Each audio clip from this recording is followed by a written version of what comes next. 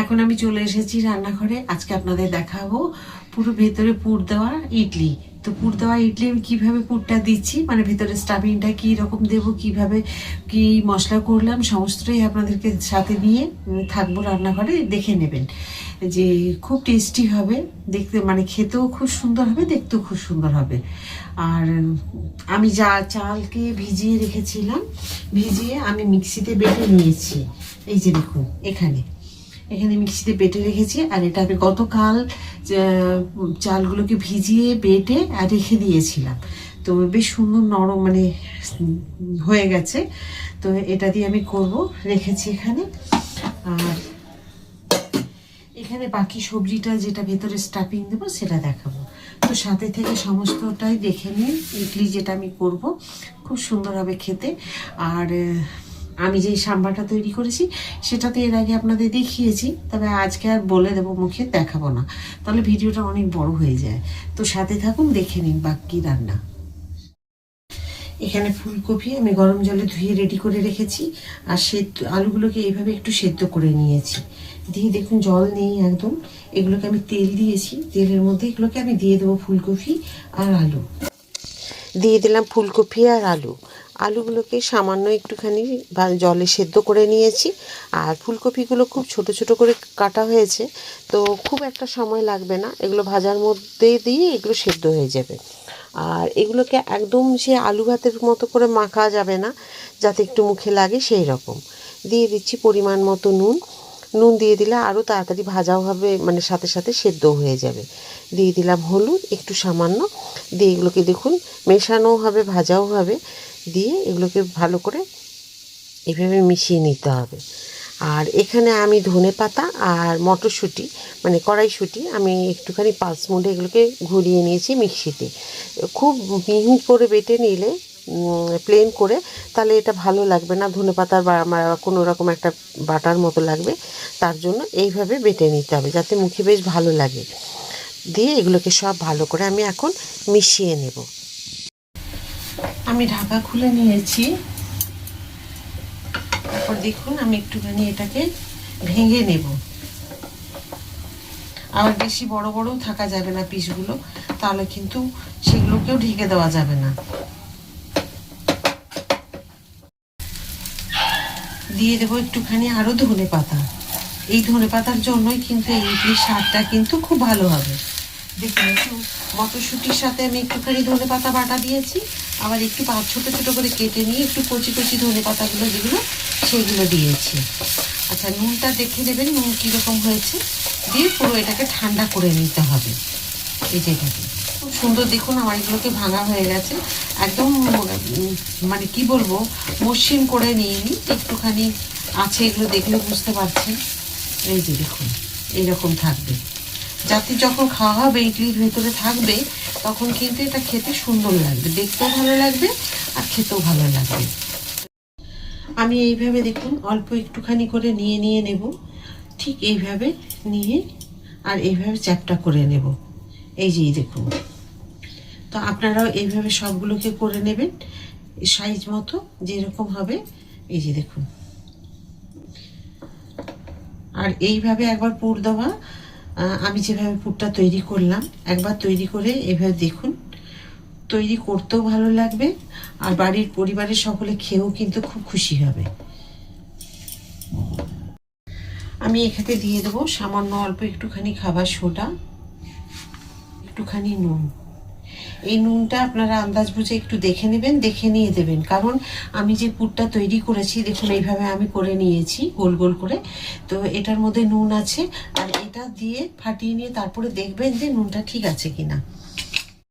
দেখুন খুব সুন্দরভাবে এটাকে ফাটিয়ে নিয়েছি, এখন আর কিছু করার দরকার নেই। আর এটা এত সুন্দরভাবে গন্ধ আসছে না, একটা যে রেখে দিলে একদিন দুদিন রেখে দিলে একটু গরমের যে গন্ধটা আসবে টক টক, সেই ইডলির মধ্যে এটা আসবে, সেই জন্য আমি রেখে দিয়েছিলাম। এটাকে রাখলাম সাইডে। আর এই স্ট্যান্ডগুলোতে সব আমি তেল মাখিয়ে নিয়েছি, সাদা তেল। এই যে দেখুন এগুলোতে সব তেল ব্রাশ করে নিয়েছি। আমি যদি ব্রাশ করানো সমস্ত কিছু দেখাতে যাই না, তাহলে কিন্তু ভিডিওটা অনেক বড় হয়ে যাবে, সেই কারণে আপনাদের এইটা দেখা লাগবে না, আপনারা তেল ব্রাশ করে নেবেন। আমি দেখুন স্ট্যান্ডটা নিয়েছি, আপনাদের দেখিয়ে দিই। এভাবে নিয়েছি আমি, দিয়ে দিলাম, দিয়ে একটা দেব, এই পুর স্টাফিংটা দেব, দিয়ে এটাকে দিয়ে দেব। আরও একটা দেখিয়ে দিচ্ছি আপনাদের, এইভাবে দেব আমি চামচে করে, দিয়ে দেব একটা স্টাফিং, এভাবে দিয়ে দেবো।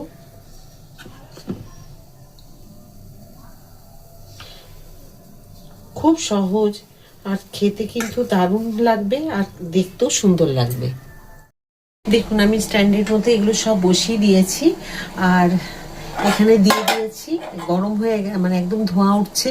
এইভাবে আমি দিয়ে দেবো ঢাকা। ঠিক 15 মিনিট পরে আপনাদেরকে এসে দেখাবো কি রকম হয়েছে। আমি ছোলার ডালের চাটনিটায় আমি দেখুন সাম্বার দেব সর্ষে আর শুকনো লঙ্কা। আজকে আমি কারিয়া পাতা দেব না, দেব আরেকটা অন্য জিনিস। তবে আজকে আমি যে ইডলির যে চাটনিটা করছি, এটা একটু অন্য স্বাদ বা অন্য টেস্ট হবে, সেই কারণে তো দিয়ে দিলাম শুকনো লঙ্কা আর হচ্ছে সর্ষে, একটু দিয়ে দিলাম ম্যাগি মশলা। এতে আরেকটা জিনিস দেব, যেটা আমি পুদিনা পাতা দেখুন আমি ধুয়ে ভালো করে পরিষ্কার করে রেখেছি।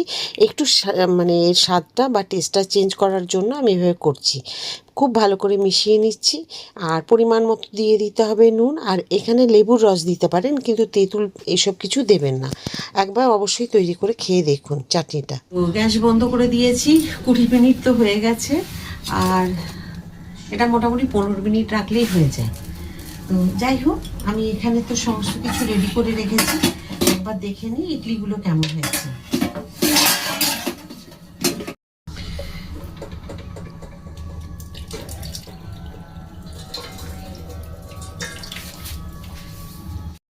ইডলিগুলোতে একটু ঠান্ডা জল ছিটিয়ে নিতে হবে, এইভাবে একটুখানি ঠান্ডা জল ছিটিয়ে নেবেন, দেখবেন খুব সুন্দর হবে। দেখুন আপনাদের তুলে দেখাবো, আপনারা চামচে করেও তুলে নিতে পারেন, আমি এটা দিয়ে তুলে দেখিয়ে দিচ্ছি, আমার হাতের কাছে আছে। তবে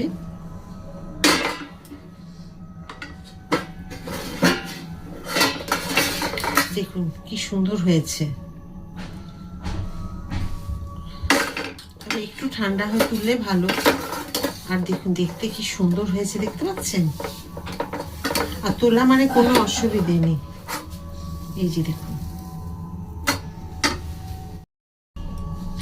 আবার দেখিয়ে দিচ্ছি দেখুন, তবে একটু ঠান্ডা হয়ে গেলে ভালো হয়। আমার তো আপনাদেরকে দেখানোর জন্য আমি তো তোলা হয়ে পড়েছি, এই যে দেখুন।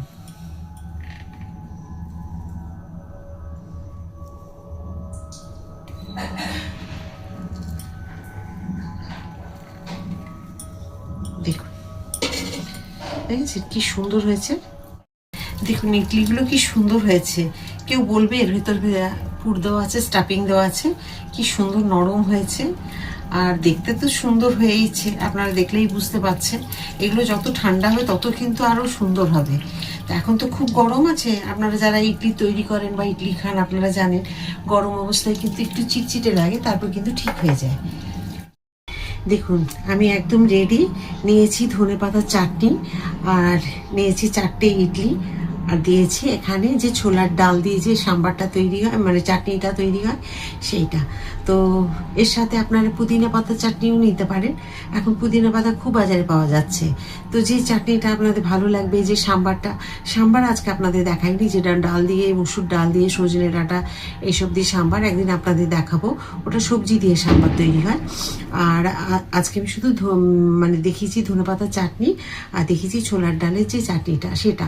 তবে ছোলার ডালের চাটনিতে কিন্তু কোনো রকম টক থাকে না। তো ইডলিগুলো কেমন হয়েছে, আজকে পুর দেওয়া বা স্টাফিং দেওয়া, যে আজকে মটরশুঁটি দিয়ে বা কফি আলু দিয়ে যে আমি পুরটা তৈরি করেছি, সেই পুর আপনাদের নিশ্চয়ই ভালো লাগবে। আজকের এই ইডলির পুর দেওয়া ইডলি যদি ভালো লাগে, একবার বাড়িতে তৈরি করে খান, খেয়ে আমাকে কমেন্ট করে দিতে কিন্তু একদম ভুলবেন না। আর যদি ভালো লাগে, সাথে যেমন আছেন ওইভাবেই সাথে থাকবেন, লাইক সাবস্ক্রাইব শেয়ার করে দেবেন। আবার একটা নতুন ভিডিওতে নতুন কিছু রান্না নিয়ে আপনাদের সকলের কাছে আমি চলে আসবো। সবাই খুব ভালো থাকুন, আর কেমন হয়েছে ইডলি থালাটা সাজানো সেটাও কমেন্ট করে জানাবেন। সবাই খুব ভালো থাকুন, রাধা রাধা।